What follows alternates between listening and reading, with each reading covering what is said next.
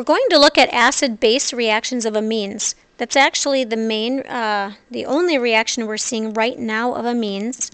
Later on, when we're building proteins, we'll look at how amines can do condensation. Right now, we're looking at acid-base. Amines are bases because of this lone pair of electrons right there. Nitrogen has 5 valence electrons. It's in group 5. 1, 2, 3, 4, 5.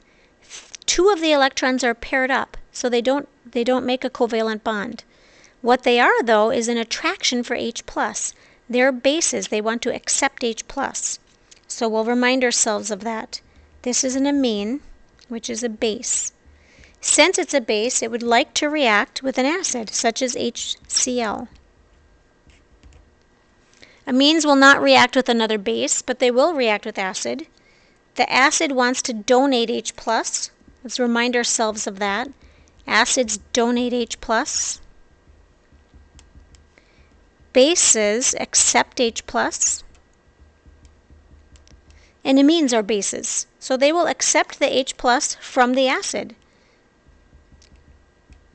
This nitrogen used to have 3 methyls. It will accept H+ from the HCl. That'll look like this. What's left over here after HCl donates its H+?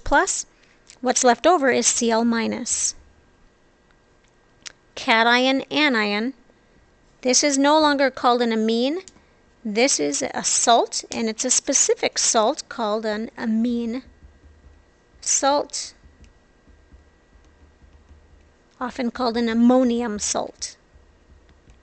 The way you make an amine salt, the way you make an ammonium salt, is to react amine with acid. And it's always the same. This is an amine. If we react it with HCl, we'll get this.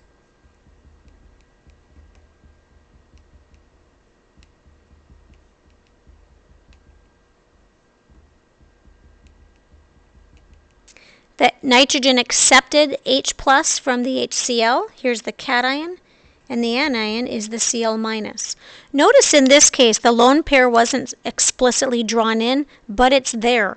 If you see nitrogen making 3 covalent bonds and that's it, the 4th position is a lone pair, making this a base. This is an amine, which is a base. It will react with acid to make this amine salt.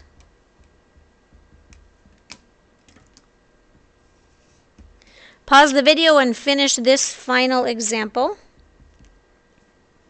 Let's change it. It doesn't have to be HCl. Let's say that it's, I don't know, HI. It doesn't have to be HCl, although that's the most common acid. This is an amine, which is a base. This is an acid. And so when those two react, the amine will accept the H+ from the acid.